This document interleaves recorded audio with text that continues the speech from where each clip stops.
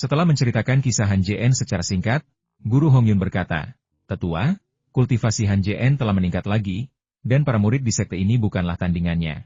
Chu Fei mendengus dingin dan memaki, "Sampah! Kau bahkan tak bisa membunuh murid tingkat kelima pemurnian Qi. Bagaimana kau bisa berkultivasi selama ini?" Setelah mengatakan itu, ia teringat sesuatu dan berkata, "Maksudmu senior Ju Yunhe belum mati? Berdasarkan tingkat kultivasinya, ia seharusnya tidak memanggil Ju Yunhe senior. Tetapi pihak lain itu, bagaimanapun juga, adalah saudara leluhur, dan ia pernah bertemu dengannya sebelumnya. Jadi ia tetap harus memanggilnya senior." Hong Yun terkejut, tidak menyangka orang lain juga akan memanggilnya senior, lalu berkata dengan getir, "Senior itu meninggal sebulan yang lalu." Chu Fei mengangkat alisnya dan bertanya dengan bingung, "Meninggal? Apakah waktunya sudah tiba?" "Aku dibunuh oleh Han Jien sebulan yang lalu," kata Hong Yun jujur. Mendengar ini, Chu Fei semakin terkejut dan buru-buru bertanya, "Dia adalah seorang kultivator pendirian fondasi. Bagaimana mungkin murid ini membunuhnya?" Hong Yun tersenyum getir, menyadari bahwa masalah ini tidak bisa disembunyikan. Lalu berkata, "Melapor kepada tetua tertinggi, murid jahat itu telah menguasai jari kekuatan spiritual. Hanya dalam 1 bulan, kultivasinya mungkin telah meningkat pesat. Murid ini mengirim 10 kultivator tahap pembentukan fondasi untuk membunuhnya. Tetapi tak satu pun dari mereka yang mampu membunuhnya." Chu Fei awalnya tidak terlalu memikirkannya. Tetapi setelah mendengar kata-kata Hong Yun, keterkejutannya semakin dalam. Ia berkata, "Dia benar-benar menguasai teknik jari kekuatan spiritual leluhur Ling Tian?" Ling Tian, salah satu murid pendiri sekte Tianming, berada di peringkat ke-7. Konon, ia memiliki bakat yang sangat rendah, bahkan belum mencapai tingkat akar spiritual bintang 1. Namun ia berhasil mencapai tingkat yang sangat tinggi berkat keberuntungan. Tak hanya itu, ia juga menciptakan mantra unik yang, dengan mengorbankan seluruh kekuatan spiritualnya, berubah menjadi 1 jari, membuatnya hampir tak terkalahkan di antara para kultivator setingkatnya. Hong Yun mengangguk setuju, sambil mendesah dalam hati, "Untungnya aku punya rencana cadangan, kalau tidak, Han Jien pasti kabur lagi." Mata Chu Fei melirik ke sekeliling, dan ia berkata kepada Hong Yun, "Tunggu di sini, aku akan pergi dan membawanya kembali." Seseorang yang bahkan bisa mempelajari teknik jari roh, menarik. Ia tidak percaya bahwa seseorang dengan bakat yang buruk bisa mencapai sesuatu yang signifikan. Jika bukan karena leluhur yang memberi Ling Tian harta, bahkan dengan keterampilan yang luar biasa, Ling Tian tidak akan pernah membuat namanya terkenal. Chu Fei yakin bahwa Han Jien pasti mendapatkan harta karun secara kebetulan, dan harta itu akan segera menjadi miliknya. Ini adalah kunjungan kedua Han Jien ke gunung belakang istana, jadi ia cukup familiar dengan tempat itu. Dengan sekejap, ia tiba di puncak. Menatap panggung yang menjulang tinggi, niat membunuh di mata Han Jien semakin kuat. Tepat saat ia terbang menuju panggung, sekelompok anggota keluarga kerajaan dengan cepat muncul, menghalangi jalannya. Ekspresi Han Jien menjadi gelap. Tanpa sepatah kata pun, ia melepaskan mantra angin puyuh. Angin kencang bertiup, dan semua petani tertiup ke sana kemari. Wajah mereka sepucat kertas. Tanpa meliriknya, Han Jien tiba-tiba melaju dan langsung menuju Sendai. Melihat Han Jien terbang, Hei Si tidak terkejut, melainkan menerimanya dengan tenang. Ia hanya membuat segel tangan dengan tangan kirinya, dan kabut di tangan kanannya menyerbu tubuh spiritual Han Tianhe. Tubuh spiritual Han Tianhe yang tadinya transparan seketika menjadi semakin transparan. Tak mampu menahan rasa sakit yang hebat, Han Tianhe menjerit memilukan, "Tolong, bunuh aku! Bunuh aku!" Mendengar suara itu, Han Jien merasa hatinya seperti tercabik-cabik. "Ayah!" Tepat saat ia hendak terbang ke peron, serangkaian rasa sakit yang hebat tiba-tiba menyerbu pikirannya. Seolah-olah semut yang tak terhitung jumlahnya sedang mencabik-cabik jiwanya. Pada saat ini, energi spiritual di dalam tubuhnya juga menjadi kacau, dan tubuhnya, yang melayang di udara, bergoyang tak menentu. Seolah-olah ia bisa jatuh dari langit kapan saja. Batu hitam menyeringai gembira dan terkekeh. "Nak, kau tidak tahu betapa dahsyatnya teknik terlarang darah. Kau akan merasakan sakit 2 kali lipat dari yang dialami ayahmu." Di saat yang sama, ia mengagumi Han Jien. Kebanyakan orang tidak sanggup menahan rasa sakit seperti itu, namun pria ini tetap gigih. Han Jien memegangi kepalanya, menjerit kesakitan. Pedang terbang di bawah kakinya, yang kehilangan energi spiritualnya, telah menjadi tumpul dan tak bernyawa. Tepat saat ia hendak jatuh, Han Jien tiba-tiba mengangkat kepalanya. Matanya yang sebelumnya merah darah berubah menjadi merah tua yang menusuk. Pada saat yang sama, energi spiritual yang kacau di dalam tubuhnya kembali normal, mengalir kembali ke pedang terbang itu. Saat melihat pupil mata Han Jien yang berwarna merah darah, Hei Si gemetar dan secara naluriah mengambil langkah mundur. Ju Hong, yang berdiri di samping, juga membelalakan matanya dan berseru, Dia telah menjadi iblis." Han Jien menatap batu hitam itu dengan mata merah. Tiba-tiba ia menepuk tas penyimpanan di pinggangnya. dan sebuah jimat muncul di tangannya, yang kemudian ia tempelkan di lengannya. Wajah batu hitam menjadi gelap, dan dia berkata dengan terkejut, "Tidak, dia tidak menjadi iblis." Zhu Hong tampak bingung dan bertanya, "Dia sudah seperti ini, dan dia belum menjadi iblis?" Secara logika, seseorang yang menjadi seperti ini pasti telah menjadi iblis. Namun, semua iblis memiliki karakteristik yang sama, pikiran mereka kacau, dan mereka hanya ingin membunuh. Namun, Han Jien berbeda. Ia tidak mengamuk tadi, melainkan, ia menepuk-nepuk kantong penyimpanan di pinggangnya. Ini menunjukkan bahwa pikiran Han Jien masih cukup jernih. Tepat saat batu hitam hendak menjawab, sosok Han Jien yang melayang di udara tiba-tiba menghilang. Batu hitam berseru kaget, "Gawat!"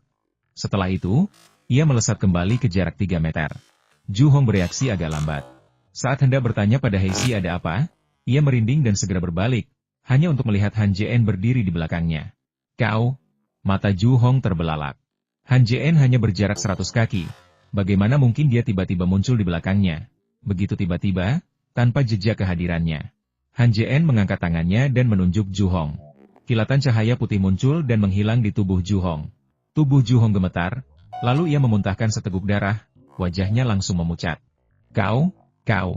Ia terhuyung, wajahnya dipenuhi rasa tak percaya, lalu jatuh ke tanah.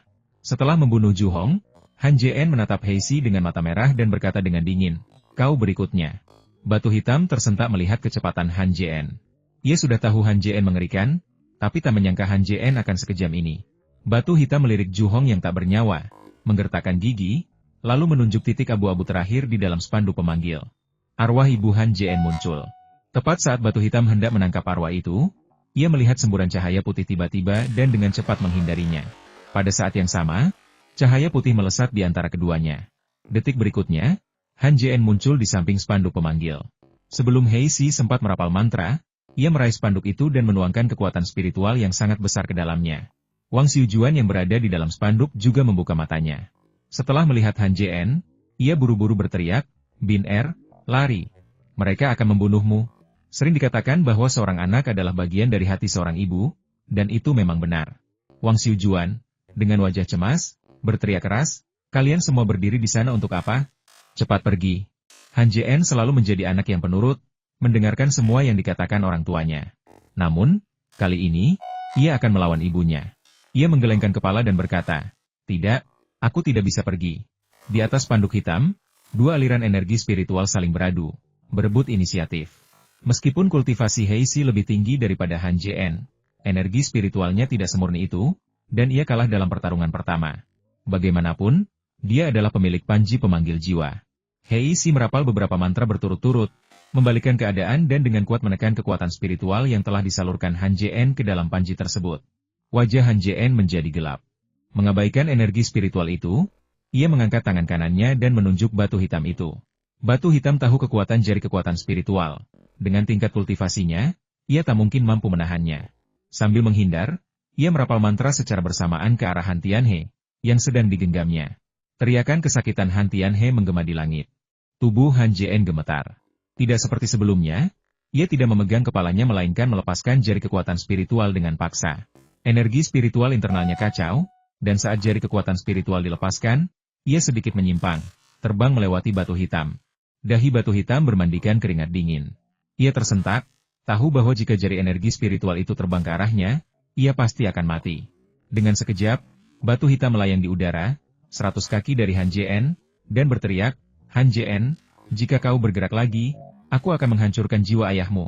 Sambil berbicara, jari-jarinya menegang, menggenggam Han Tianhe erat-erat. Tubuh transparan Han Tianhe menjadi semakin transparan, seolah-olah bisa menghilang kapan saja. Han Jien menghentikan serangannya, menatap dingin batu hitam itu, dan berkata dengan nada mengancam, "Kalau kau berani melakukan itu, aku akan membuatmu berharap mati saja." Suaranya dingin dan kejam, seolah berasal dari alam hantu di bawah 9 dunia bawah. Mendengar ini, batu hitam buru-buru berkata, "Dengarkan aku, ini tidak ada hubungannya denganku. Semua ini ulah si brengsek Juwenyu.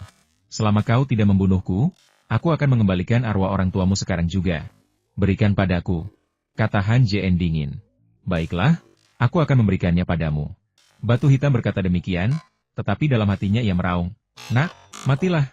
Tepat saat ia hendak membuang tubuh roh Han Tianhe, kelima jarinya tiba-tiba mengepal. "Ah!" Han Tianhe menjerit kesakitan, dan tubuh rohnya memancarkan cahaya, berubah menjadi titik abu-abu. Kau mencari kematian. Han Jien mengangkat tangan kanannya dan menunjuk tajam ke batu hitam itu. Ekspresi Blackstone berubah drastis. Ia berdiri terpaku, berpikir dengan kaget, bagaimana mungkin? Dia bisa menahan rasa sakit seperti ini. Han Jien berhasil menahan diri. Sesaat yang lalu, ia menahan rasa sakit yang tak terbayangkan.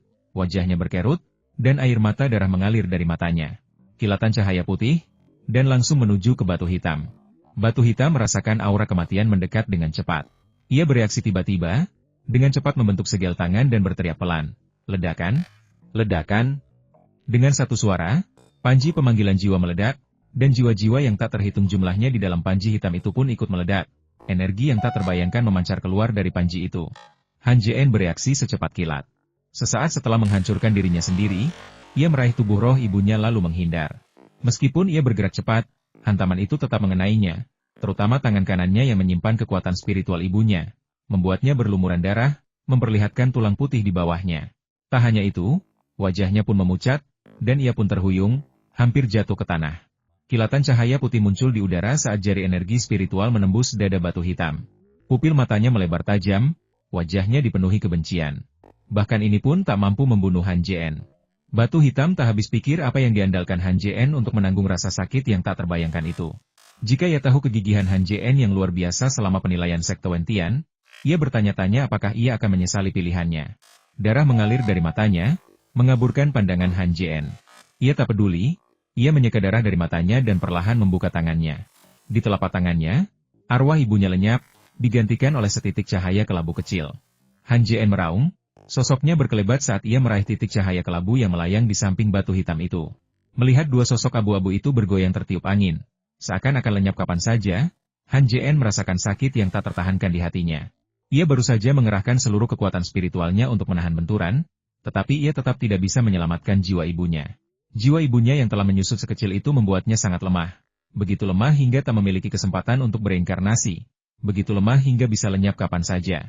Tidak. Han Jien meraung ke langit, meraih segel giok dao surgawi, langsung memulihkan kekuatan spiritualnya yang terkuras. Kemudian, ia meraih tubuh batu hitam itu, menyerap jiwanya ke dalam tangannya. Jiwa batu hitam berubah menjadi roh dan berteriak, Han Jien, kau tak bisa membunuhku. Sekeras apapun ia melawan, ia tak bisa lepas dari telapak tangan Han Jien. Katakan padaku, bagaimana caranya agar jiwamu tidak menghilang? Tanya Han Jien mengancam, matanya yang merah memancarkan niat membunuh yang tak terbatas. Hei Si menghela napas lega dan berkata, Han Jien, asal kau membiarkanku pergi, aku akan memberitahumu. Bagaimana? Han Jien mendengus dingin dan berkata, apakah kamu akan berbicara atau tidak? Batu hitam tidak bodoh. Jika dia bicara, Han Jien pasti akan membunuhnya. Dia berkata, kalau kau tidak melepaskanku, kita akan mati bersama. Sambil berbicara, dia melirik jiwa di tangan Han Jien, yang bisa lenyap kapan saja. Kalau kau tidak memberitahuku, apa aku benar-benar tidak punya cara? Han Jien mengeluarkan selembar giok dari tas penyimpanannya dan mulai membacanya dengan saksama. Sepotong giok ini berasal dari Jiang Min dan berisi teknik pencarian jiwa yang bisa langsung menelusuri ingatan orang lain. Ia tidak memperhatikannya dengan saksama saat itu karena teknik ini sangat kuat dan membutuhkan biaya yang mahal untuk mengolahnya. Setelah melihatnya, Han Jien membuat segel tangan, dan kabut hitam putih muncul di pergelangan tangannya. Ekspresi batu hitam langsung berubah. Ia ahli dalam teknik pencarian jiwa dan paling memahami sihir jenis ini. Ia buru-buru berkata, jangan gunakan pencarian jiwa padaku, atau aku akan memberitahumu semuanya. Ia tahu jika Han Jien menggunakan pencarian jiwa dengan segala cara, ia akan mengetahui bahwa ibu Han Jien telah dibunuh olehnya, dan ia tidak akan memiliki kesempatan untuk bertahan hidup. Bicaralah. Suara Han Jien tetap dingin dan tanpa emosi apapun. Nanti aku kasih mantra acak aja, dan kamu pasti mati setelah mempraktikannya. Pikir batu hitam dalam hati, dan hendak bicara ketika mendengar Han Jien berkata dingin, kalau berani main trik, percayalah, aku bunuh kamu sekarang juga. Mendengar hal ini, Blackstone terpaksa mengesampingkan pikirannya sebelumnya dan berkata, menyelamatkan mereka hampir mustahil, tetapi mempertahankan kondisi mereka untuk sementara waktu adalah mungkin, asalkan kau melakukan ini. Setelah mendengarkan, Han Jien tidak melaksanakan perintah tersebut. Sebaliknya, ia mengeluarkan jiwa Ju Yunhe dari tas penyimpanannya dan membuka segelnya. Setelah dilumpuhkan oleh Han Jien, Ju Yunhe tertidur lelap.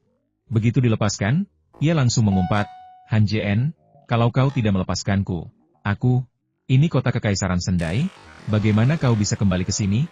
Han Jien tak punya waktu untuk basa-basi dan berkata dingin, aku akan bertanya sebentar lagi. Kau hanya perlu menjawab dengan benar atau tidak. Kalau tidak, sambil berbicara, ia hendak membuat segel tangan. Hati Ju Yunhe bergetar. Han Jien ini begitu kejam di usianya yang masih muda. Ia menggertakkan gigi dan berkata, baiklah, silakan saja. Menjadi jiwa lebih baik daripada mati. Selama ia tidak mati, ia akan memiliki kesempatan untuk memiliki tubuh lain atau bereinkarnasi di masa depan. Han Jien mengulangi mantra yang disebutkan Heishi sebelumnya sebelum bertanya, apakah mantra ini layak? Heishi tidak mengenali Ju Yunhe. Mendengar pertanyaan itu, ia menghela napas lega, berpikir dalam hati. Untungnya, aku tidak mengatakan sesuatu yang salah tadi. Di saat yang sama, ia merasa senang. Berpikir bahwa karena Han Jien dan yang lainnya tidak membunuh jiwa para kultivator, mereka mungkin juga tidak akan membunuhnya. Ju Yunhe sama sekali tidak tahu tentang hal-hal ini dan berkata dengan nada sedih, sudah kubilang. Omong kosong macam apa mantra-mantra ini? Bagaimana aku bisa tahu tentangnya? Jika aku tahu sebanyak itu, apa kau akan membunuhku? Setelah bertahun-tahun menjadi Kaisar Kuning, ia selalu memandang rendah orang lain, dan nadanya tanpa sadar menjadi arogan. Melihat wajah Han Jien yang berubah dingin, ia menggertakkan gigi dan, menirukan sikap menjilat para menterinya di masa lalu, berkata dengan nada memuja, hehe. Yah, kau tahu, bukan itu maksudku. Maksudku, aku tidak mengerti mantra yang kau bicarakan. Batu Hitam terkejut, diam-diam menyesali tindakannya jika dia tahu Han Jien merencanakan ini, dia seharusnya diam-diam campur tangan. Han Jien mengamati ekspresi Heishi, membuat segel tangan, memberikan batasan pada Ju Yunhe, dan melemparkannya kembali ke dalam tas penyimpanannya. Melihat Han Jien tidak berniat memaksakan batasan apapun padanya, Heishi segera mengingatkannya, kau juga bisa memasukkanku ke dalam tas penyimpananmu. Han Jien tersenyum dingin dan berkata, tidak perlu, kau bisa mati sekarang. Tiba-tiba ia mengerahkan tenaga di pergelangan tangannya, dan kekuatan dahsyat merasuki tubuh spiritual batu hitam itu. Jiwa batu hitam bergetar hebat, dan dia bertanya dengan suara gemetar, apa yang akan kau lakukan? Aku akan membunuhmu. Begitu Han Jien selesai berbicara, roh batu hitam runtuh di bawah energi yang sangat besar, jiwanya tercerai-berai. Setelah membunuh Heishi, kilatan tekad melintas di matanya. Ia memukul dadanya dengan telapak tangan, menyemburkan seteguk esensi darah yang melayang di udara. Ia merapal beberapa mantra pada esensi darah tersebut, membuatnya berkobar dengan cahaya darah, terbagi menjadi dua aliran yang mendarat di jiwa orang tuanya, menyelimuti mereka. Jiwa orang tuanya, yang hampir menghilang, dicegah menghilang setelah diselimuti oleh esensi darah. Han Jien menghela napas lega, lalu membentuk beberapa formasi pada esensi darah tersebut dan menyimpannya di dalam tas penyimpanannya. Mantra ini, meskipun memperlambat hilangnya jiwa, bukanlah solusi jangka panjang. Mantra ini akan tetap menghilang setelah sebulan. Namun, mantra ini memberi Han Jien waktu. Dalam sebulan ini, selama Han Jien menemukan harta karun untuk memelihara jiwa tersebut, ia dapat memadatkan jiwa orang tuanya. Setelah jiwa-jiwa tersebut dipadatkan, mereka dapat bereinkarnasi. Setelah menyelesaikan semua ini, mata Han Jien menyipit saat ia menatap ibu kota dan berkata dengan dingin, Juenyu, kau menyakiti orang tuaku. Jangan salahkan aku karena tidak bersikap kejam. Dengan cepat, ia langsung menuju kota kekaisaran. Di dalam kota kekaisaran, Juenyu duduk dengan cemas di aula utama. Ju Hong telah pergi selama beberapa jam, dan masih belum ada kabar. Juenyu tak kuasa menahan diri. Ia berdiri dan berkata kepada penjaga di luar pintu, seseorang, kemarilah. Penjaga itu berlari mendekat, berlutut dengan satu kaki, dan berkata, Yang Mulia. Juenyu berkata, pergilah ke Sendai dan lihat apakah mereka membunuh Han Jien. Penjaga itu menanggapi dan hendak pergi ketika aura dingin menyelimuti aula, membuat semua orang merinding. Juenyu gemetar, tiba-tiba mendapat firasat buruk, dan berkata mendesak, cepat, seseorang datang dan lindungi aku. Ratusan pengawal berbaju besi bergegas masuk dan berdiri di depan Juenyu. Juenyu menatap pintu masuk aula dengan cemas. Di luar aula utama, kilatan cahaya putih muncul, dan seorang pria berlumuran darah terbang turun dan berjalan selangkah demi selangkah menuju bagian depan aula. Melihat Han Jien, tubuh Juenyu lemas dan hampir roboh ke tanah. Ia berteriak panik, cepat, bunuh dia. Para penjaga mengangkat tombak mereka dan berlari cepat menuju pintu. Teriakan pertempuran mereka bergema di langit. Tatapan Han Jien sedingin es saat ia melangkah maju selangkah demi selangkah. Ketika para penjaga mencapainya, ia melambaikan tangannya dengan santai, dan embusan angin bertiup, langsung menerbangkan sekitar selusin penjaga pertama ke udara. Para penjaga yang tersisa, dengan wajah panik, secara naluriah berhenti. Serangan yang dilepaskan Han Jien dengan lambaian tangannya itu bukanlah seni bela diri dunia fana, melainkan sihir surgawi. Lawannya adalah seorang abadi. Bagi mereka, para penjaga kekaisaran ini, Melawannya sama saja dengan bunuh diri. Wajah Zhu Wenyu memucat. Melihat Han Jien terus berjalan, ia meraung, kalian semua berdiri di sana untuk apa? Siapapun yang bisa membunuhnya, aku akan menjadikannya raja dengan marga yang berbeda. Raja dari keluarga lain? Semua pengawal tercengang. Raja dari keluarga lain memiliki pangkat lebih tinggi daripada adipati dan memiliki wilayah kekuasaan. Ia hanya berada di bawah raja dan di atas ribuan orang lainnya. Tergoda oleh godaan seperti itu, banyak penjaga bergegas maju, mata mereka berbinar-binar, berharap mereka dapat menusuk Han Jien sampai mati dengan satu tembakan. Han Jien mendengus dingin, tiba-tiba mengangkat tangannya, dan dua bola api kuning muncul seketika, yang dilemparkannya ke arah dua penjaga di depan. Bola api itu melesat lurus di udara, menghantam kedua penjaga dengan cepat. Kilatan cahaya menyambar, dan kedua penjaga itu menjerit kesakitan sebelum berubah menjadi abu. Bahkan senjata mereka pun luluh lantak menjadi besi cair. Han Jien telah membunuh dua orang dalam sekejap. Para penjaga yang tersisa akhirnya ketakutan dan tidak berani mendekat. Di mata mereka, Han Jien adalah malaikat maut, yang mampu dengan mudah menghabisi nyawa mereka. Sekalipun seseorang dengan nama keluarga berbeda dianggap kuat, seseorang harus hidup untuk mengklaimnya. Semua orang yakin bahwa meskipun sejumlah besar penjaga menyerang bersama, mereka tidak mungkin bisa melukai Han Jien. Ini hanyalah pertempuran di level yang sama sekali berbeda. Melihat Han Jien terus maju, para penjaga yang memegang tombak mereka mulai gemetar. Setiap kali Han Jien melangkah, mereka mundur selangkah. Tak lama kemudian, Han Jien berjalan ke depan istana. Tatapan dinginnya menyapu semua orang, dan ia berkata dengan nada dingin, mereka yang tidak ingin mati, minggirlah. Para penjaga ragu-ragu. Jika mereka tidak minggir, mereka pasti akan mati. Jika mereka minggir, mereka tetap akan mati. Jika Han Jien membunuh mereka, hanya satu dari mereka yang akan mati.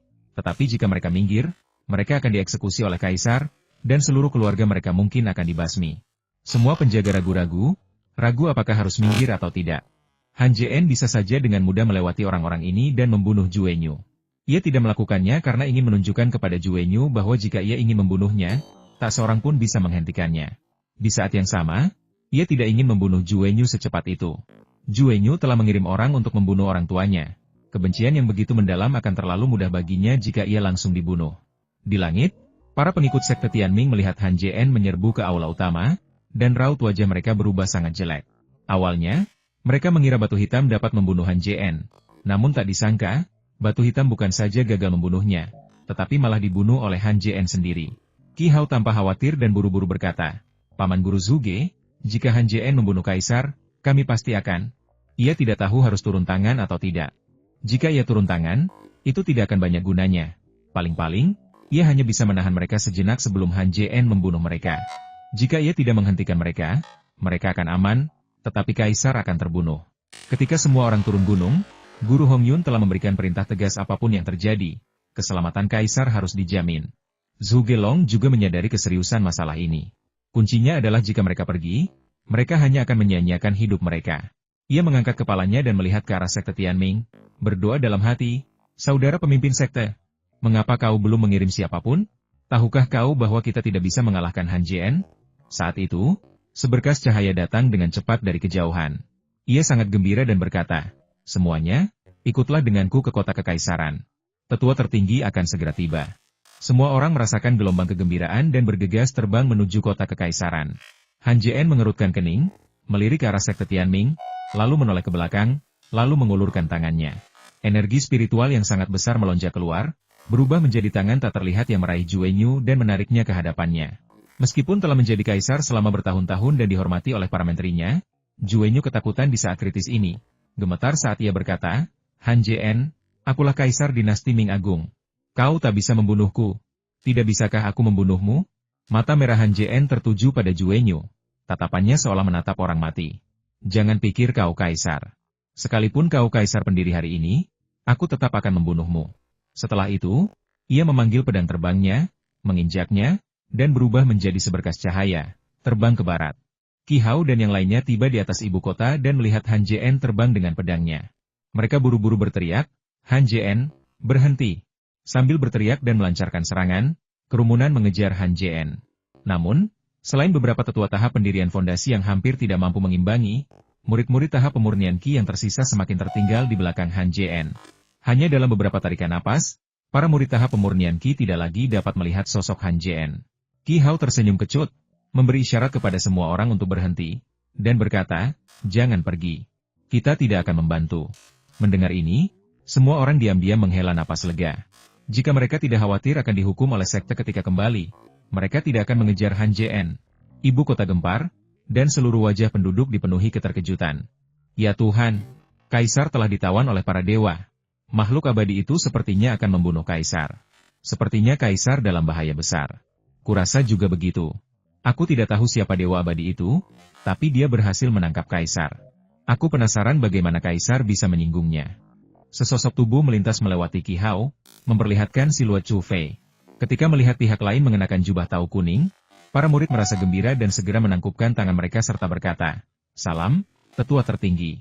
Chu Fei mengangguk, melirik ke arah barat, dan bertanya dengan suara berat, "Dia melarikan diri ke barat?"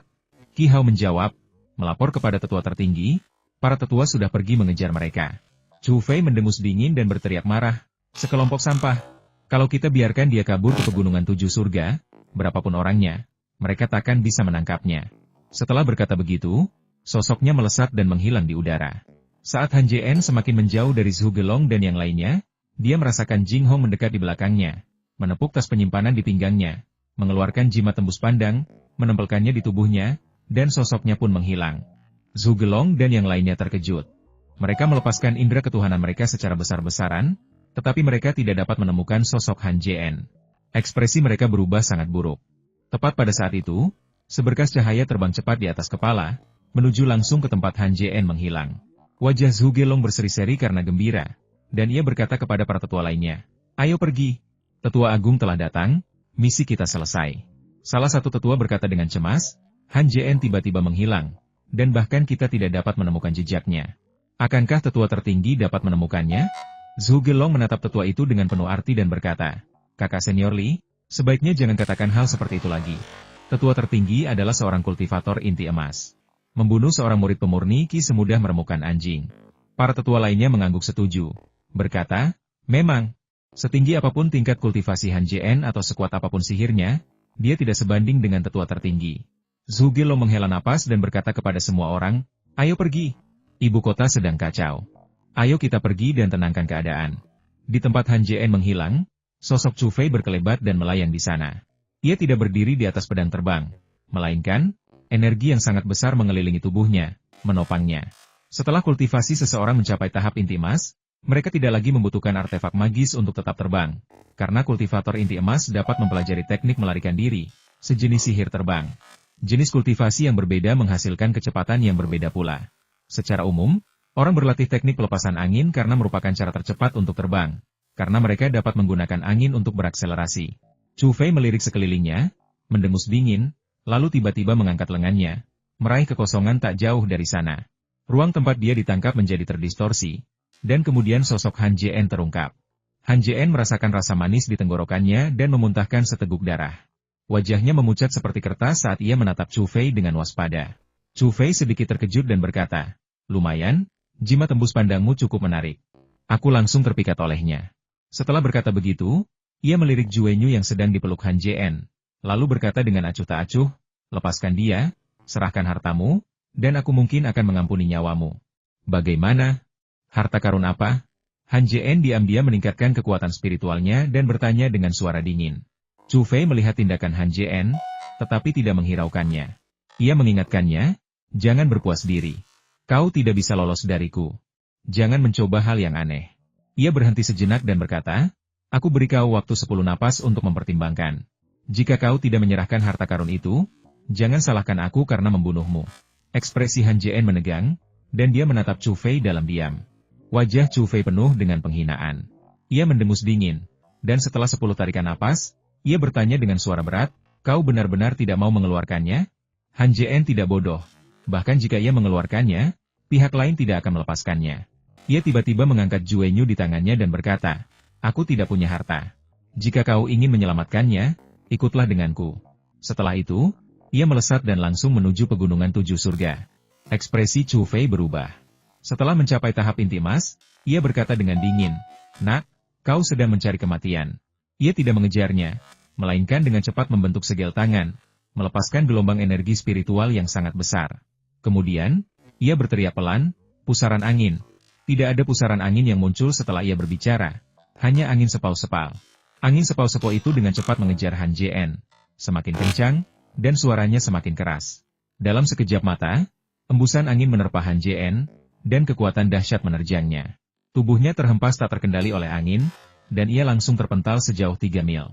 Angin mereda, dan tubuh Han Jien melayang di udara. Wajahnya semakin pucat, dan ia kembali batuk darah. Pada saat yang sama, kilatan cahaya putih muncul di hadapannya, dan Chu Fei muncul 10 kaki jauhnya. Chu Fei mencibir dan berkata, "Kau berhasil menahan teknik galeku dan selamat, kultivasimu lumayan." Ia mengangkat tangan kanannya lagi dan berkata sambil tersenyum, "Karena kau sedang mencari kematian, maka aku akan mengantarmu pergi." Begitu selesai berbicara, ia membuat segel tangan lagi dan berteriak, "Api bumi!" Tanah di bawah kaki Han Jien tiba-tiba bergetar, dan bola-bola api kuning berterbangan dari tanah, langsung menuju Han Jien. Setiap bola api itu mengandung energi yang sangat besar, dan ribuan diantaranya terbang cepat ke arah Han Jien. Han Jien tahu dalam hatinya bahwa meskipun bola api itu kecil, mereka mengandung energi yang luar biasa, dan jika satu saja mendarat di atasnya, ia pasti akan mati. Ia melesat pergi, mencoba terbang keluar dari area bola api, tetapi di bawah kendali Chu Fei, bola api itu mengejarnya dengan kecepatan yang tak terbayangkan, membuat Han Jien kewalahan. Menghadapi begitu banyak bola api, mata Han Jien berkilat. Ia menggertakkan gigi, menyerah, dan mengeluarkan perisai besi hitam dari tas penyimpanannya, melindungi dirinya sendiri.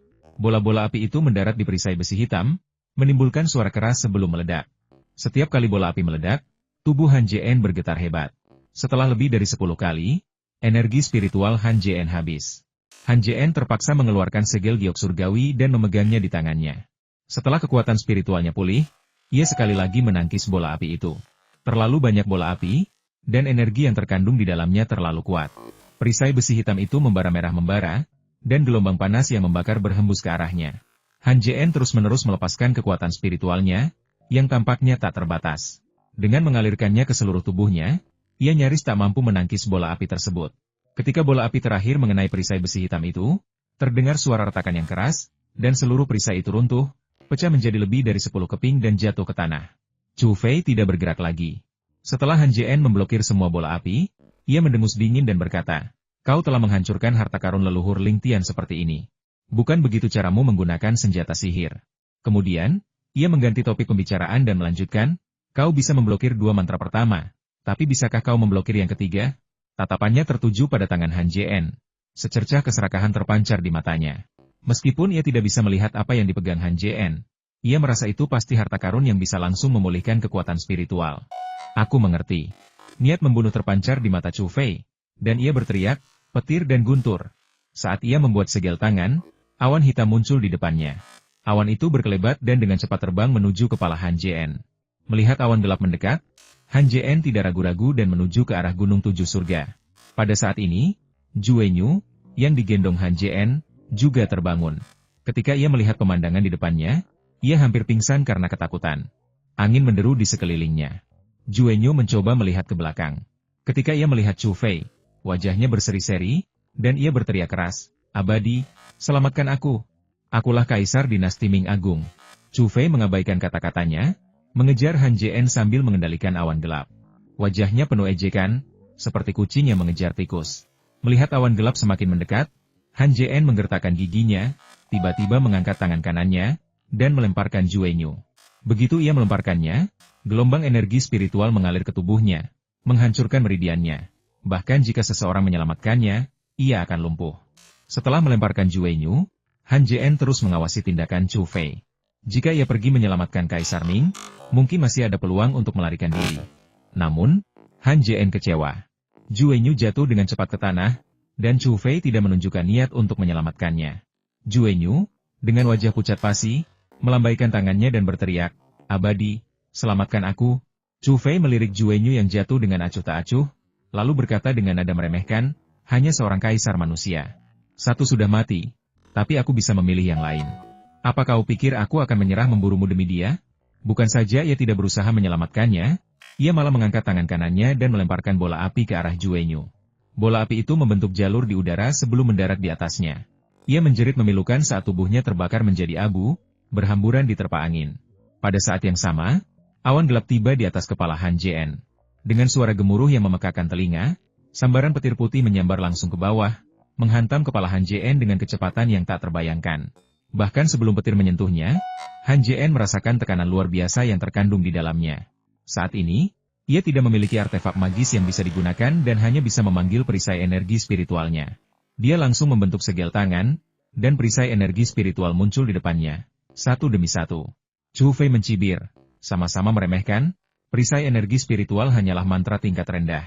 Sekalipun kekuatan spiritual di dalam dirimu murni, ia tak mampu menahan serangan petir.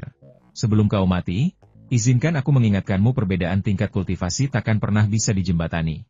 Ia membuat segel tangan lagi, dan petir yang jatuh itu tiba-tiba bertambah cepat, menukik lurus ke bawah. Kerak! Lebih dari 10 perisai energi spiritual runtuh seketika dan mendarat di kepala Han Jien dalam sekejap mata. Pada saat terakhir, Han Jien memusatkan seluruh kekuatan spiritualnya di atas kepalanya, berharap dapat memblokir mantra tersebut. Detik berikutnya, petir menyambarnya, dan seluruh tubuh Han Jien kejang-kejang sebelum ia kehilangan kesadaran. Tubuhnya jatuh dari langit seperti layang-layang yang talinya putus. Kepalanya botak, rambutnya yang hitam legam lenyap, wajahnya sepucat kertas, dan matanya tertutup rapat. Pakaiannya juga lenyap disambar petir, meninggalkan tubuhnya yang telanjang menjadi hitam legam, seperti arang, mengepulkan asap. Senyum Chu Fei melebar saat ia membuat segel tangan, dan awan gelap itu pun lenyap. Wajahnya sedikit pucat, mantra itu telah menghabiskan energi spiritual yang cukup besar. Chu Fei mengulurkan tangan kanannya, melepaskan gelombang energi spiritual yang sangat besar yang langsung muncul di hadapan Han Jien, menyelimuti tubuhnya, dan dengan cepat mendekatkannya. Tepat saat ia mencapai Chu Fei, Han Jien tiba-tiba membuka matanya. Tubuhnya yang sebelumnya tanpa energi spiritual, langsung pulih. Ia mengangkat tangan kanannya dan menunjuk Chu Fei. Chu Fei, yang tidak menyangka Han Jien masih hidup, tidak bereaksi tepat waktu dan tiba-tiba mengangkat tangan kanannya untuk meraih cahaya putih itu. Saat Bai Guang menggenggam cahaya putih di tangannya, tubuh Chu Fei bergetar. Ia lalu perlahan membuka telapak tangannya, memperlihatkan lubang kecil seukuran ibu jari, tempat darah mengalir deras. Setelah melepaskan teknik jari energi spiritualnya, Han Jien berputar di udara lalu melesat menuju tanah. Setelah mendarat, ia bergerak cepat menuju pegunungan 7 surga. Tadinya, Han Jien mengira ia akan celaka, tetapi setelah petir menyambar tubuhnya, arus hangat memancar dari segel giok dao surgawi di tangannya. Menyerap sebagian besar energi petir, ia tidak menyerap banyak energi. Chu Fei meraung, matanya berkilat niat membunuh, dan berkata dengan marah, akan kubuat kau berharap mati. Dalam sekejap, ia berubah menjadi seberkas cahaya dan tiba di belakang Han Jien dalam sekejap mata. Barisan pegunungan 7 surga berada tepat di depan, kurang dari 10 mil jauhnya, dan pepohonan di barisan pegunungan itu sudah dapat terlihat dengan jelas. Han Jien tersenyum getir dalam hati. Jika dia bisa memasuki pegunungan dan memanfaatkan monster-monster di sekitarnya, dia mungkin masih punya kesempatan untuk melarikan diri. Meskipun pertempuran tadi sangat berbahaya, selain petir itu, mantra-mantra lainnya tidak terlalu kuat. Dia telah melukai Chu Fei sebelumnya, dan Chu Fei pasti akan mengejarnya tanpa henti. Amarah seorang kultivator inti emas bukanlah sesuatu yang bisa ditahan oleh seorang kultivator pemurni Qi. Di belakangnya, hawa dingin menjalar ke seluruh tubuhnya, dan Han Jien bahkan bisa mencium aroma kematian. Chu Fei murka, tetapi ia tidak ingin langsung membunuh Han Jien. Ia berkata dengan dingin, tidak ada yang bisa menyelamatkanmu hari ini. Aku ingin kau menyaksikan kematianmu sendiri. Ia meraih dengan tangan kanannya, melepaskan energi spiritual yang sangat besar yang berubah menjadi tangan raksasa, meraih Han Jien dan menariknya ke hadapannya. Melihat Han Jien yang digenggamnya, niat membunuh di mata Chu Fei semakin kuat. Ia berkata, katakan padaku, haruskah aku memotong tanganmu dulu, atau kakimu? Tangan raksasa ilusi itu tiba-tiba ditarik kembali, dan suara tulang patah terdengar. Sebagian besar tulang dada Han Jien sudah patah. Serangan sebesar ini akan tak tertahankan bagi sebagian besar kultivator, tetapi Han Jien menggertakkan giginya dan tetap diam. Ekspresi terkejut melintas di wajah Chu Fei. Menarik, katanya. Mari kita lihat berapa lama kau bisa bertahan. Kilatan cahaya putih muncul di tangannya, dan sebuah pedang terbang hitam pun muncul. Dengan suara dentang, pedang itu terhunus. Bilahnya berkilauan dengan cahaya dan memancarkan energi spiritual yang kaya, jelas merupakan senjata sihir yang tangguh. Selama bertahun-tahun, tak seorang pun mampu menyakitiku. Chu Fei seolah berbicara kepada Han Jien, sekaligus pada dirinya sendiri. Kau beruntung mati di bawah senjata ajaibku. Saat mengatakan ini, ia tiba-tiba teringat sesuatu. Matanya tertuju pada tangan kanan Han Jien yang terkepal erat, kilatan keserakahan terpancar di matanya. Kalau begitu, aku akan memotong tanganmu dulu. Aku ingin melihat harta karun apa yang kau miliki. Pedang panjang itu melayang di udara, dengan cepat menuju ke lengan Han Jien, dan hendak mendarat. Tiba-tiba, sesosok bayangan abu-abu melintas dan langsung menuju pedang terbang itu. Dengan bunyi dentang, pedang terbang itu terlempar. Ekspresi Chu Fei menggelap saat ia menatap sosok abu-abu itu dengan heran. Ia segera membuat segel tangan, dan sebuah bola api melayang di atasnya. Bayangan abu-abu itu sangat cepat, dengan mudah menghindari bola api yang datang sebelum menampakkan wujud aslinya. Seekor binatang iblis. Melihat kemunculannya, jantung Chu Fei berdebar kencang. Keterkejutannya bukan karena seekor binatang iblis telah tiba, tetapi karena kemunculannya. Bayangan abu-abu itu tak lain adalah kucing naga cakar 9. Ia menatap Chu Fei dengan waspada, cakar kanannya tiba-tiba terangkat, melepaskan semburan energi dahsyat yang berubah menjadi 9 sinar abu-abu, menerjang ke arah Chu Fei. Sinar abu-abu itu bergerak dengan kecepatan yang mencengangkan, Chu Fei bahkan tak sempat bereaksi sebelum mengenainya tepat di hadapannya. Tubuhnya terpental mundur oleh serangan dahsyat itu, terpental setengah mil sebelum akhirnya kembali berdiri. Melihat wajahnya, 9 bekas cakar terlihat, darah mengalir deras. Saat Chu Fei terlempar, tangan besar yang memegang Han Jian pun menghilang. Han Jian meraih kucing naga cakar 9, lalu memanggil pedang terbangnya dan melesat ke langit. Terluka lagi, Chu Fei benar-benar murka. Ia belum membunuh seorang pemuda di tahap pemurnian Qi dalam setengah hari, bahkan sudah melukainya 2 kali. Terutama yang kedua kalinya, di bawah serangan cakar yang mengguncang bumi itu, ia menderita luka ringan yang cukup parah. Pada saat ini, Chu Fei akhirnya mengerti bahwa anak kucing abu-abu itu bukanlah monster iblis biasa, melainkan makhluk mitologi kuno. Hanya monster seperti itulah yang mampu melepaskan kekuatan ilahi bawaannya. Kemampuan bawaan binatang mitos kuno sangatlah kuat. Setelah dilepaskan, mereka dapat melancarkan serangan yang beberapa kali lebih kuat dari kekuatan mereka sendiri, bahkan mampu memberikan pukulan yang mematikan. Bakat ini mustahil dipelajari, dan bahkan binatang purba yang sama kuatnya pun tidak berani memprovokasi binatang mitos kuno dengan mudah. Namun, binatang mitos kuno sangat langka, dan bahkan para kultivator pun kesulitan menemukannya. Melihat Han Jian pergi, Chu Fei meraung. Suaranya berubah menjadi gelombang suara tak kasat mata yang menyerbu langsung ke arah Han Jian. Gerakan maju Han Jian terpengaruh oleh gelombang suara, dan darah menyembur dari tenggorokannya seperti semburan darah. Ia tersandung dan hampir jatuh ke tanah. Ia menggertakkan gigi dan terus menggunakan kemampuan belinya, dengan cepat bergegas menuju pegunungan 7 surga. Chu Fei mengerutkan kening dan bertanya dengan heran, dia masih hidup? Harta karun apa yang dia miliki? Setelah itu, ia bergerak dan berubah menjadi seberkas cahaya, dengan cepat mengejarnya. Merasa Chu Fei mendekat dengan cepat dari belakang, Han Jian menepuk-nepuk kantong penyimpanan di pinggangnya, mengeluarkan semua jimat tembus pandang, lalu menempelkannya ke tubuhnya. Karena satu jimat tembus pandang tidak berhasil, lebih baik ia menggunakan semuanya. Ia tidak tahu apakah tindakan itu akan efektif, tetapi saat ini ia harus mengambil risiko. Jika tidak, jika pihak lain menyusul, ia akan tamat. Dengan jimat tembus pandang yang melekat di tubuhnya, aliran energi mengalir ke dalam tubuhnya, dan sosok Han Jian berkelebat, menghilang di udara tipis. Pada saat itu, Chu Fei muncul tepat di belakang Han Jian. Melihat Han Jian menghilang, seringai sinis tersungging di bibirnya. Kau pikir memakai jimat tembus pandang akan berhasil di depanku? Ia menyebarkan indera keilahiannya, merasakan sekelilingnya, tetapi tidak menemukan Han Jian. Wajahnya menggelap, dan ia memperluas area pencarian, tetapi tetap tidak ada apa-apa. Ia bertanya-tanya dengan heran, kemana dia pergi? Chu Fei tak percaya jimat tembus pandang bisa membuat seseorang menghilang tepat di depannya. Ia pernah mendeteksi Han Jian bahkan saat ia tak terlihat sebelumnya. Jadi mengapa sekarang tidak berhasil? Satu jimat tembus pandang, jika digunakan bersama beberapa jimat, memiliki efek yang sama. Jadi mengapa aura Han Jian lenyap begitu saja? Sekeras apapun Chu Fei memikirkannya, ia tak dapat menemukan alasannya. Ia meraung, melepaskan kekuatan spiritual yang sangat besar dari tubuhnya, menyebabkan pakaiannya berkibar kencang.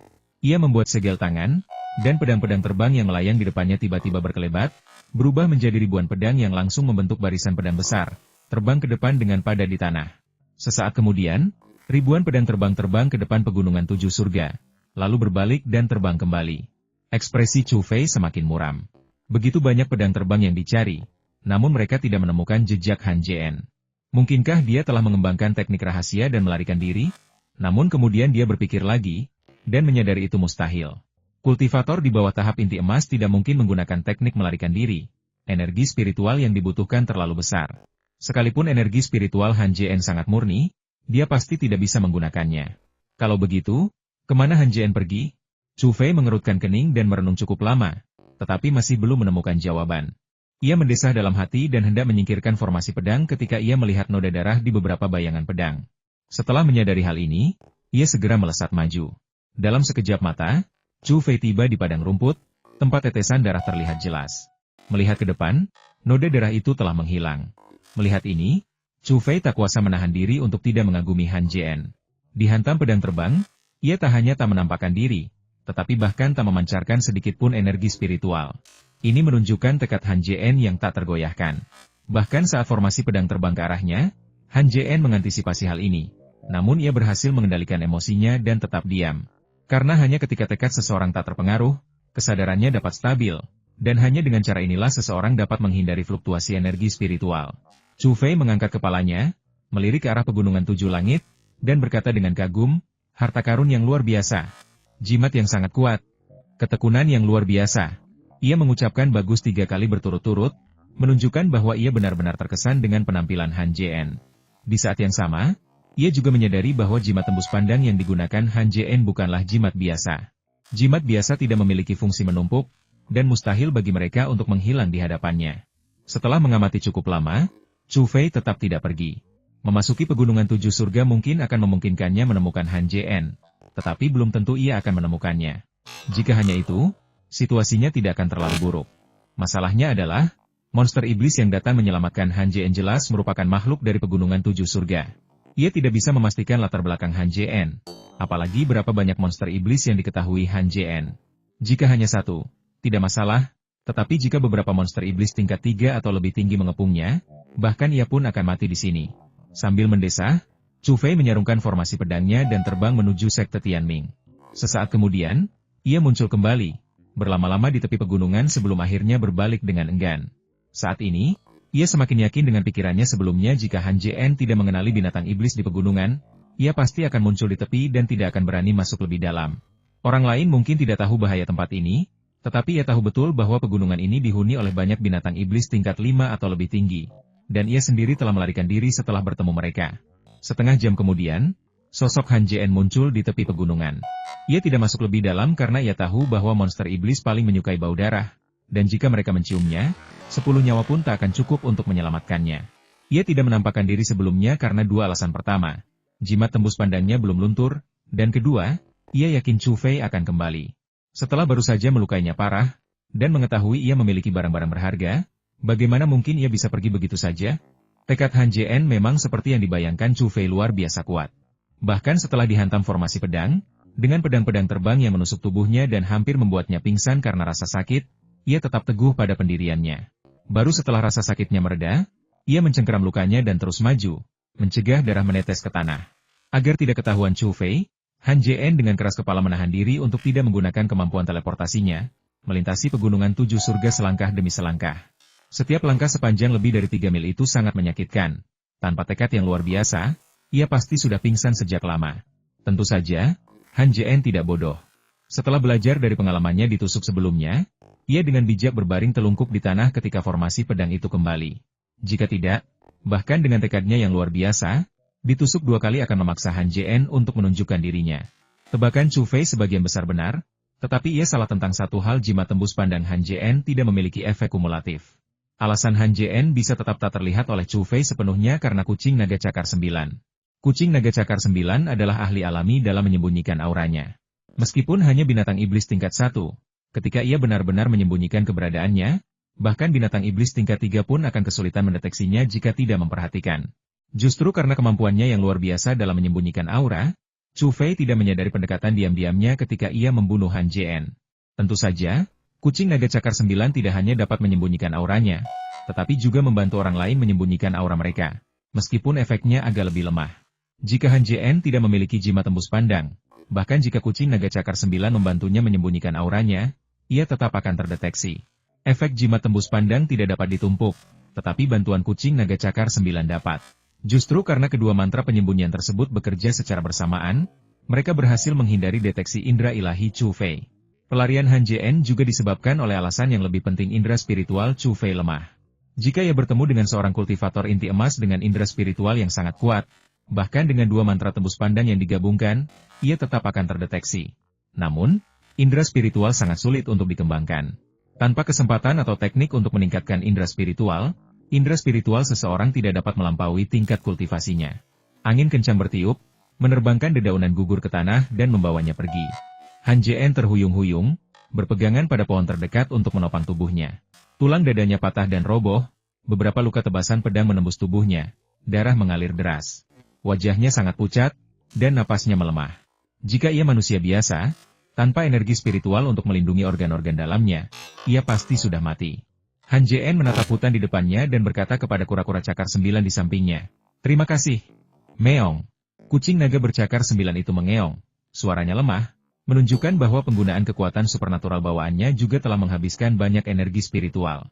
Melihat Totoro memiringkan kepalanya, Han Jien tersenyum dengan susah payah dan berkata, "Aku masih perlu berlatih untuk sementara waktu. Bisakah kau melindungiku?" Cincila bercakar 9 itu mengangguk berat beberapa kali. Penampilannya yang patuh bagaikan anak yang berperilaku baik. Han Jien melirik kucing naga cakar 9 dengan penuh rasa terima kasih, lalu melompat dan mendarat di batang pohon terdekat. Setelah mendarat, wajahnya berkedut, tetapi ia menggertakkan gigi dan menahan rasa sakit. Sesaat kemudian, ia memanggil pedang terbangnya, perlahan membentuk segel tangan. Pedang itu berkilat, dan sebuah lubang pohon besar pun terbentuk. Ia mendarat di dalamnya dan mulai berkultivasi. Ketika Chu Fei kembali ke sekte Wentian, dia kebetulan bertemu Hong Yun Zhenren, yang sedang menunggunya di kaki gunung. Melihat wajah pucat Chu Fei, jantung Master Hong Yun berdebar kencang. Ia berpikir, mungkinkah dia juga gagal? Memikirkan hal ini, ia segera menghampiri Chu Fei, menangkupkan tangannya untuk memberi salam, dan berkata, "Tetua tertinggi, saya tidak tahu." Ia disela oleh Chu Fei. Chu Fei mendengus dingin dan berkata, "Saya bertanya, siapa yang memberi perintah untuk menangkap murid itu?" Mendengar hal ini, Guru Hong Yun terkejut dan menjawab dengan jujur, melapor kepada tetua tertinggi, murid ini memerintahkan pembunuhan Han Jien. Pada saat yang sama, ia bertanya-tanya ada apa dengan tetua tertinggi dan mengapa ia menanyakan hal itu. Chu Fei berpikir sejenak dan berkata kepada Master Hong Yun, "Saya perintahkan Anda untuk memberitahu semua murid di sekte untuk membatalkan perintah penangkapan Han Jien." Master Hong Yun kembali terkejut, tanda tanya besar muncul di benaknya. Ia buru-buru bertanya, "Penatua tertinggi, Han Jien membunuh seorang murid sekte. Jika perintah penangkapannya dicabut, para murid sekte pasti akan kecewa." Kurasa, Chu Fei sudah kesal karena gagal menangkap Han Jien dan juga menderita luka ringan. Ketika Hong Yun Zhenren membantahnya, ia dengan marah berkata, "Kau tidak dengar apa yang kukatakan? Bukan itu maksudku." Dahi Hong Yun dipenuhi keringat dingin. Takut Chu Fei akan menyalahkannya. Chu Fei mendengus dingin dan berkata dengan nada memerintah, "Ceritakan padaku tentang situasi Han Jien di dalam sekte." Master Hong Yun dengan jujur menyatakan, Han Jien datang ke sekte ini 3 tahun lalu. Awalnya, dia hanyalah murid luar. Ia menceritakan situasi Han Jien dengan penuh keyakinan. Dan ketika ia menyebutkan bahwa Han Jien telah mampu berkultivasi dalam pengasingan selama 3 tahun tanpa pernah meninggalkan guanya, ia mengungkapkan kekagumannya. Selama bertahun-tahun, banyak murid telah tekun berkultivasi, tetapi orang seperti Han Jien jarang. Setelah mendengarkan, Chu Fei merenung sejenak, lalu berkata dengan sungguh-sungguh, Han Jien bukan orang biasa. Dia hanya memiliki kultivasi tahap pemurnian Qi, namun dia berhasil lolos dari genggamanku. Aku telah mengamati penampilannya, dia jelas tidak ditakdirkan untuk hidup singkat. Dilihat dari perilakunya di sekte beberapa tahun terakhir, dia tampaknya orang yang tidak suka pamer dan jarang memprovokasi orang lain. Jika ada yang menyinggung perasaannya, dia pasti akan membalas. Pada titik ini, nada bicara Chu Fei berubah, tidak menyisakan ruang untuk berdebat batalkan perintah penangkapan Han Jien. Siapapun yang membunuhnya akan bertanggung jawab jika Han Jien datang mencari mereka. Setelah itu, dia mengibaskan lengan bajunya dan langsung menuju sekte Tianming. Chu Fei melakukan ini karena putus asa. Ia mengerti bahwa jika ia terus mengejar Han Jien, ia tidak hanya akan gagal menangkapnya, tetapi juga akan melibatkan sekte tersebut. Guru Hong Yun berdiri di sana, tertegun, ekspresinya sangat rumit, tidak yakin apa yang harus dilakukan. Waktu berlalu begitu cepat, dan lebih dari setengah bulan berlalu dalam sekejap mata. Selama waktu ini, Han Jien berkultivasi siang dan malam, mengonsumsi banyak ramuan dan memberi nutrisi pada tubuhnya dengan energi spiritual, akhirnya memulihkan sebagian besar lukanya. Kebangkitannya yang cepat adalah karena kebutuhan. Dalam sebulan, jiwa orang tuanya akan lenyap, dan ia harus menemukan cara untuk memelihara jiwa mereka dalam jangka waktu tersebut. Han Jien menatap ke arah Gunung Tujuh Surga, mendesah, dan berkata kepada kucing naga cakar 9 di sampingnya, "Maukah kau ikut denganku?" Cincila bercakar 9 itu mengerutkan kening, berpikir sejenak, lalu menggelengkan kepalanya, mengangkat cakar kecilnya yang berbulu dan menunjuk ke dalam hutan, sambil memberi isyarat dengan liar. Setelah mengamati sejenak, Han Jien akhirnya mengerti apa maksud pria ini dan berkata sambil tersenyum, "Kamu ingin berkultivasi di sini, kan?" Melihat Han Jien mengerti, Totoro bercakar 9 itu menjerit kegirangan, matanya dipenuhi dengan keengganan. Melihat ekspresi yang begitu menggemaskan, Han Jien tak kuasa menahan senyum dan berkata, "Selamat tinggal, aku akan kembali menemuimu saat ada kesempatan." Setelah berkata demikian, sosoknya melesat dan ia bergerak menuju pegunungan 7 langit. Totoro yang bercakar 9 duduk di tanah, melambaikan cakar kecilnya yang berbulu sebagai ucapan perpisahan. Sosok Han Jien melesat cepat melintasi pegunungan 7 langit. Mengikuti rute yang disediakan oleh kucing naga cakar 9, ia menyusuri jalan tersebut. Meskipun ia mendengar auman banyak binatang iblis, tak satu pun dari mereka menyerangnya. Hasilnya, Han Jien melaju jauh lebih cepat, dan ia melintasi seluruh pegunungan hanya dalam 3 hari. 3 hari kemudian, Han Jien tiba di ujung lain pegunungan. Berdiri di puncak gunung, ia memandang ke bawah ke dataran tak berbatas dan mendesah dalam hati. Ia tak pernah membayangkan suatu hari nanti ia akan menjadi abadi, atau orang tuanya akan terlibat karenanya, dan ia tak pernah berpikir suatu hari nanti ia akan meninggalkan tanah kelahirannya dan jauh dari rumah. Han Jien berbalik, menatap langit di atas pegunungan 7 langit, menatap ke timur yang jauh, dan berkata dengan sungguh-sungguh, "Kekaisaran Ming yang agung, aku akan kembali." Setelah itu, ia melompat ke udara, berubah menjadi parabola saat ia terbang turun dari puncak gunung. Di udara, ia menepuk kantong penyimpanannya di pinggang, kilatan cahaya, dan sebuah pedang terbang melayang di bawah kakinya. Ia menunggangi pedang terbang itu, dengan cepat menuju kerajaan Zhao. Beberapa saat kemudian, mereka tiba di kota Tianlang, kota militer utama kerajaan Zhao. Tembok kota Tianlang tingginya sekitar 10 sang, dan tak terhitung banyaknya prajurit berdiri di gerbang kota, dengan senjata di tangan, menatap tajam ke depan. Wajah mereka serius, tanpa ekspresi, seperti patung. Han Jien berganti pakaian biasa, membayar 1 koin tembaga, dan memasuki kota dengan mulus. Begitu masuk, Han Jien hendak mencari tempat untuk bercocok tanam ketika sebuah toko terlihat, dan raut terkejut terpancar di matanya. Papan nama toko itu dengan jelas menampilkan 4 karakter emas besar Juba Oge. Meskipun nama tokonya aneh, Han Jien tidak menganggapnya demikian. Yang mengejutkannya adalah mereka yang masuk ke toko itu bukanlah orang biasa, melainkan para kultivator. Han Jien memperhatikan sejenak, melihat banyak kultivator keluar masuk, dan segera menyadari bahwa ini adalah toko milik seorang kultivator. Keraguan terpancar di mata Han Jien. Kekaisaran Ming tidak mengizinkan penjualan barang-barang milik kultivator secara pribadi. Jadi mengapa kerajaan Zhao mengizinkannya? Memikirkan hal ini, Han Jien bergegas menuju pintu. Sesampainya di pintu masuk, seorang asisten toko menyapanya dengan sopan, "Rekan Taois, silakan masuk." Asisten ini baru berada di tingkat pertama pemurnian Qi, dan tidak terkejut melihat Han Jien, seolah-olah ia hanyalah manusia biasa. Mungkin ia telah melihat terlalu banyak kultivator datang ke toko dan terbiasa dengan berbagai macam orang. Han Jien mengangguk dan berjalan masuk, dengan pelayan mengikutinya sepanjang waktu. Toko itu sangat besar, jauh lebih besar daripada istana Tianming. Lebih dari selusin kultivator berdiri di dekat konter, memperhatikan sesuatu. Setiap kultivator memiliki seorang asisten toko di samping mereka, yang akan menjelaskan apapun yang tidak dipahami para kultivator. Pada saat ini, asisten toko di sebelah Han Jien angkat bicara, "Rekan Taois, apakah ini pertama kalinya Anda ke kerajaan Zhao?" Ia cerdas, ia tahu dari pakaian Han Jien bahwa ia bukan penduduk setempat. Han Jien tidak menjawab, tapi mengangguk tanpa komitmen. Penjaga toko tidak marah dengan sikap Han Jien dan melanjutkan, "Rekan Taois, toko kami menyediakan berbagai macam artefak dan pil ajaib. Apa yang Anda butuhkan?"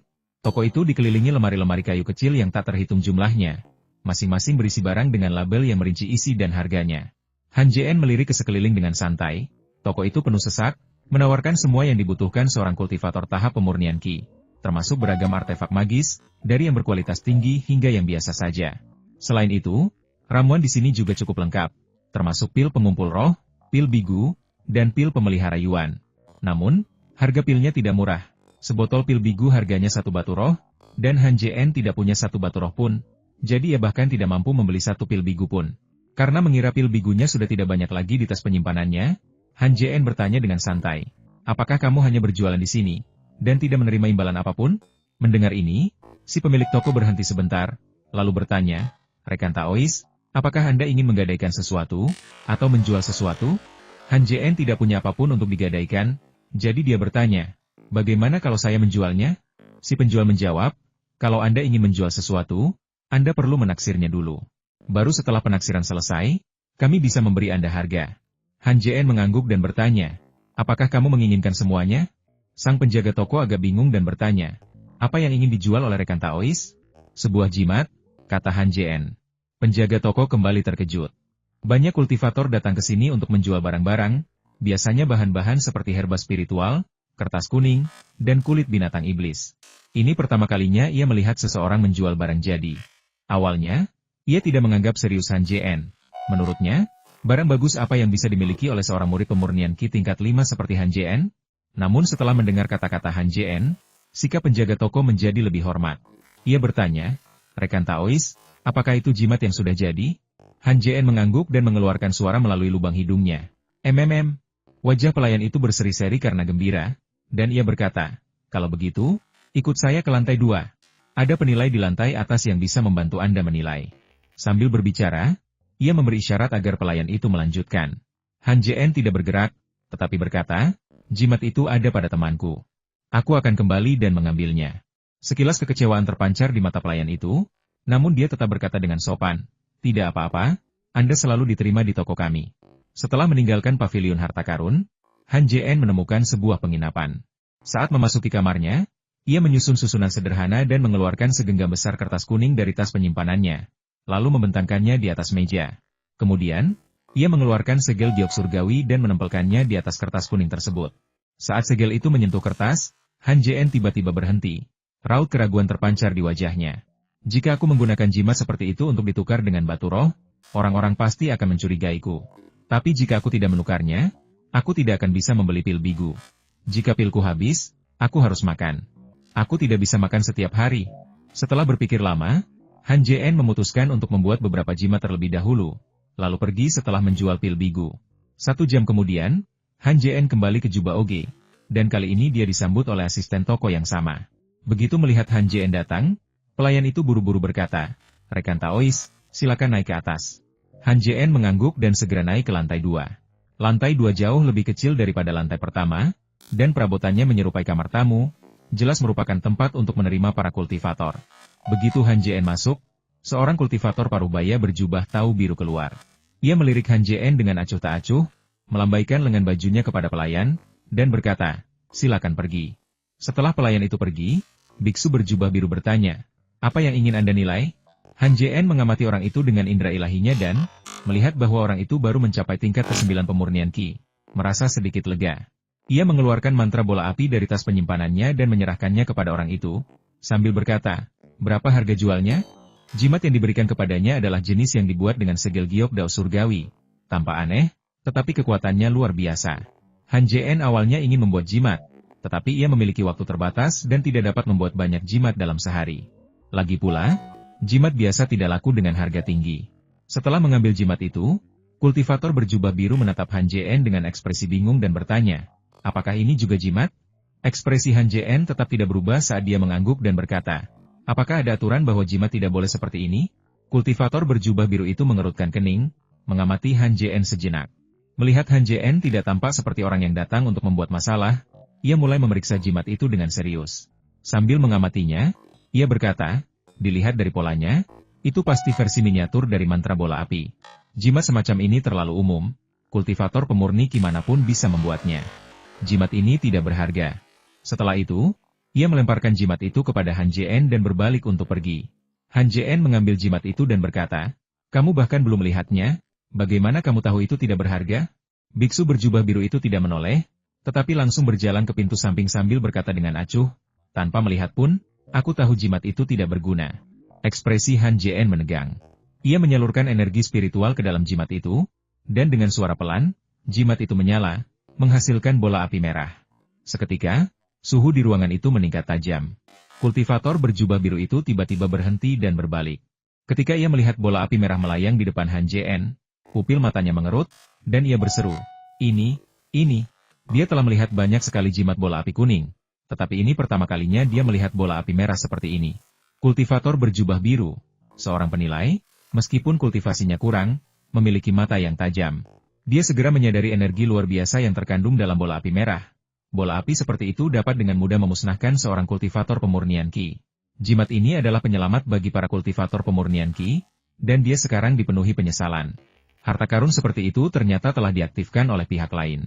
Sang kultivator berjubah biru melintas ke sisi Han JN, menatap bola api merah, dan bertanya dengan gugup, Kau, apa kau masih punya lagi?"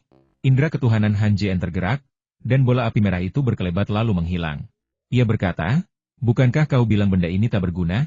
Kalau tak berguna, apa gunanya punya lebih banyak? Kultivator berjubah biru itu ingin menampar dirinya sendiri, dan buru-buru berkata, "Rekan Taois, saudara, bukan itu maksudku." Ia begitu gelisah hingga kata-katanya agak tidak jelas. Bayangkan ini, jimat bola api terkuat di benua ini hanyalah bola api kuning. Sementara bola api merah memiliki kemampuan untuk langsung membunuh seorang kultivator tahap pemurnian Qi. Ini sebanding dengan harta karun jimat yang kuat. Jika harta karun seperti itu dijual di toko, para kultivator tahap pemurnian Qi pasti akan berebut untuk membelinya. Melihat Han Jien tetap diam, kultivator berjubah biru itu menjadi cemas dan berkata, "Rekan Taois, jika Anda masih memiliki barang ini, toko kami pasti akan memberi Anda harga yang memuaskan." Ia menambahkan, "Apakah Anda masih memilikinya?" Ia sudah memutuskan bahwa jika Han Jien masih memilikinya, ia pasti akan membelinya asalkan harganya tidak terlalu mahal. Han Jien tidak menjawab, tetapi langsung bertanya, "Katakan padaku, berapa banyak batu roh yang berharga itu?" Tanpa berpikir dua kali, sang kultivator berjubah biru mengangkat 3 jari dan bertanya, "Bagaimana?" Han Jien tidak tahu apa arti 3 jari itu, dan menggelengkan kepalanya sambil berkata, "Tidak." Wajah kultivator berjubah biru itu menggelap, dan ia menggertakkan giginya, sambil berkata, 50 batu roh kelas rendah, tidak lebih. 50 batu roh kelas rendah adalah harga sebuah senjata sihir biasa. Jadi kesediaannya untuk memberikan begitu banyak batu roh jelas menunjukkan ketulusannya. Mendengar ini, Han Jien sedikit terkejut.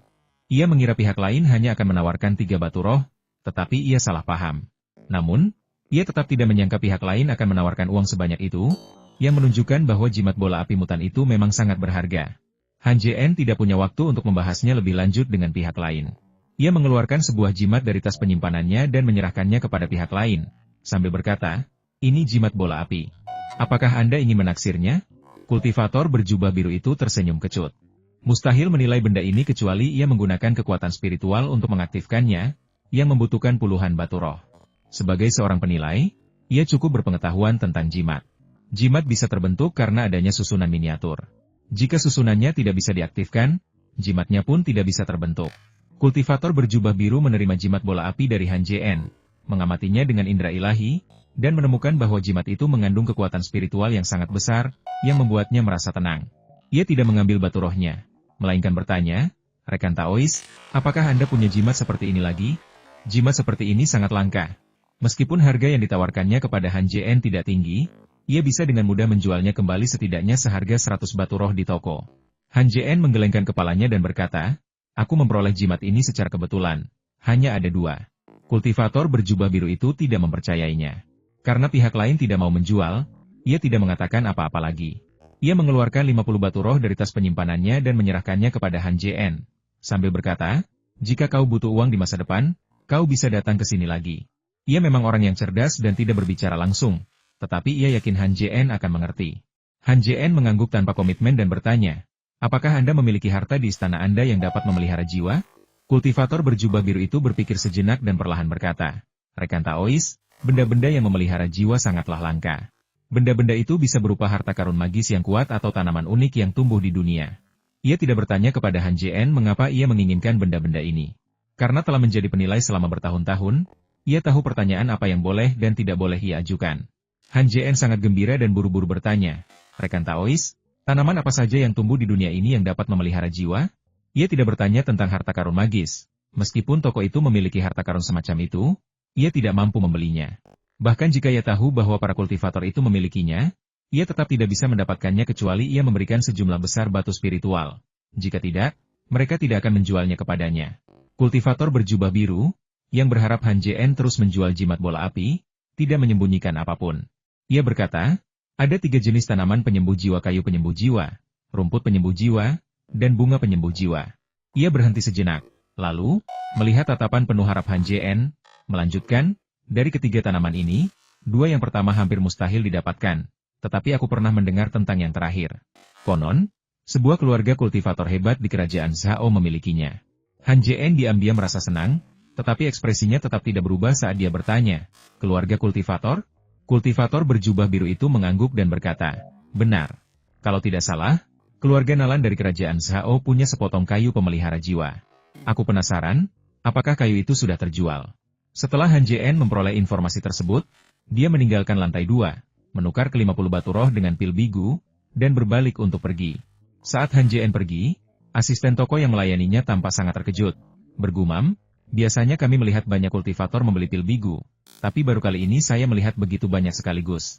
Bagaimana mungkin ia tidak terkejut? Setiap botol pil bigu berisi 12 pil, cukup untuk seorang kultivator berkultivasi selama setahun. Han Jien membeli 50 botol sekaligus. Apakah ia berencana mengasingkan diri selama 50 tahun? Tak lama setelah Han Jien pergi, seorang pemuda berjubah tau abu-abu berjalan ke lantai 2 paviliun harta karun. Tingkat kultivasi pemuda itu serupa dengan kultivator berjubah biru. Keduanya mencapai tahap pemurnian Ki 90%. Ia menghampiri kultivator berjubah biru itu dan berkata, "Kakak senior, mengapa kau memanggilku ke sini? Ada yang perlu kulakukan?" Kultivator berjubah biru itu menceritakan transaksinya dengan Han Jien. Lalu berkata dengan sungguh-sungguh, "San Yu, jimat anak itu sangat istimewa. Dia pasti punya lebih dari satu. Ikuti dia." Lalu, ia tidak menyelesaikan kalimatnya, malah memberi isyarat seolah-olah akan membunuh dan merampok. San Yu terkejut dan berkata, "Kakak senior, kalau kau membunuhnya, bukankah jimat ini akan hilang?" Saat itu, ia tiba-tiba teringat sesuatu dan menggelengkan kepala. "Pergilah kalau kau mau. Kalau memang seperti yang kau bayangkan." Dan dia tiba-tiba mengeluarkan beberapa jimat bola api, "Bukankah aku akan tunduk padanya?" Kultivator berjubah biru itu mencibir dan berkata, "Apa yang kau takutkan? Tuanmu memberimu perisai cahaya. Benda itu mampu menahan serangan berkekuatan penuh dari seorang kultivator pendirian fondasi. Sekuat apapun anak itu, dia tidak akan mampu menembus pertahananmu." San Yu ragu sejenak, lalu berkata, "Aku akan pergi, tapi aku harus membayar biaya perjalanannya." Ia menatap kultivator berjubah biru itu dan terkekeh. Kultivator berjubah biru itu memelototinya, mengeluarkan sebotol pil dari tas penyimpanannya, dan berkata, "Ini 3 pil penguat fondasi.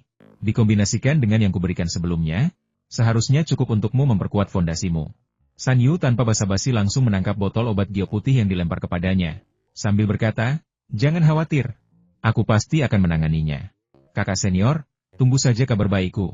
Dengan sekejap, ia berubah menjadi seberkas cahaya dan menghilang dari ruangan. Sang kultivator berjubah biru menggelengkan kepalanya dan bergumam pada dirinya sendiri. Orang ini suka sekali pamer. Dia tidak mau berjalan sedikit pun. Setelah meninggalkan paviliun harta karun, Han Jien tidak kembali ke penginapan. Ia malah membeli peta benua dan meninggalkan kota Tianlang.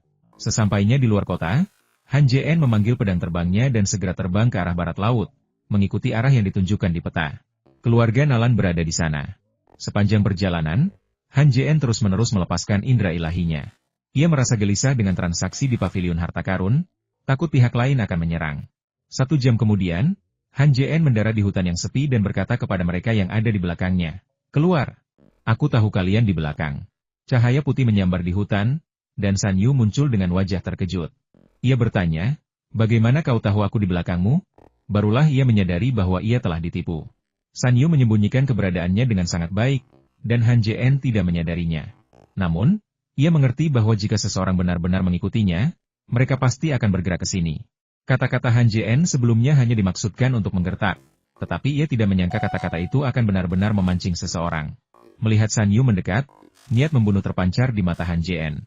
Dengan satu pikiran, pedang terbang yang melayang di depannya memancarkan cahaya dingin dan tajam. San Yu tidak bergerak. Ia tersenyum dan berjalan mendekati Han Jien, melirik pedang terbang di depannya dengan tenang, lalu berkata, "Kau pikir kau bisa membunuhku dengan kultivasimu yang minim?" Han Jien tak menggubris kata-kata. Ia membuat segel tangan, dan pedang terbangnya berubah menjadi seberkas cahaya, melesat lurus ke arah lawannya. San Yu tersenyum sinis, menepuk-nepuk kantong penyimpanan di pinggangnya, dan 18 jarum terbang berwarna merah darah melayang di hadapannya. Kemudian ia merapal mantra, dan jarum-jarum terbang itu melesat ke arah Han Jien. Salah satu jarum mengenai pedang terbang itu, dan dengan bunyi dentang, pedang itu terpantul. 9 jarum lainnya tiba di hadapan Han Jien secara bersamaan. Han Jien mengerutkan kening, lalu tiba-tiba melambaikan lengan bajunya ke arah jarum yang berterbangan, sehingga terjadilah hembusan angin yang menderu-deru dan meniup jarum itu kembali. Melihat jarum-jarum terbang itu tertiup kembali, jantung San Yu berdebar kencang.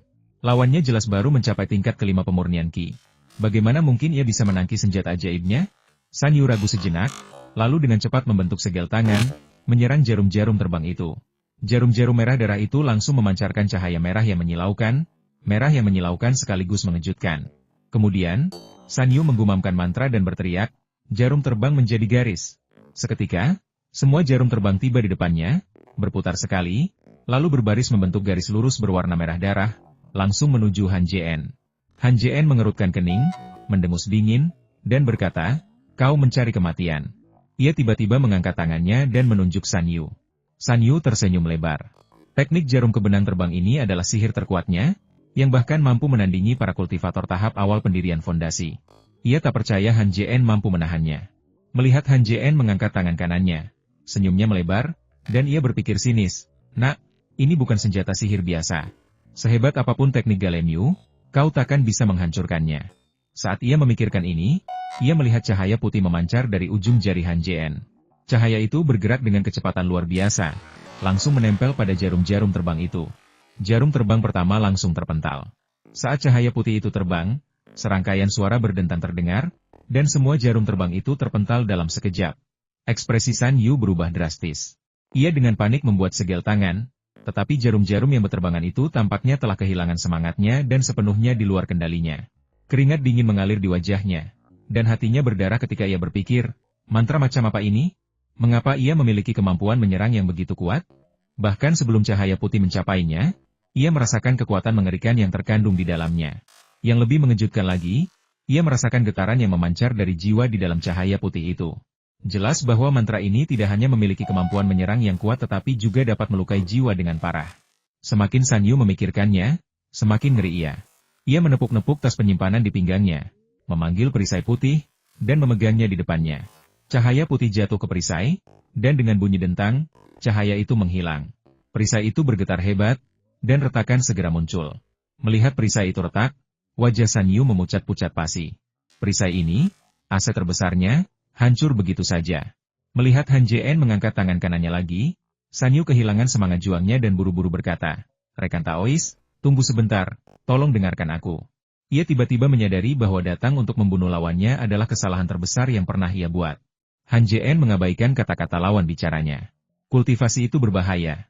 Tak seorang pun bisa dipercaya, terutama mereka yang ingin membunuhnya. Tatapannya menajam, dan ia kembali melepaskan jari energi spiritualnya, tiba di hadapan San Yu secepat kilat. Menyadari ia tak mampu menangkis serangan ini, wajah San Yu tiba-tiba berubah menjadi ganas. Ia mengeluarkan jimat putih keperakan dari tas penyimpanannya dan melemparkannya ke Han Jien.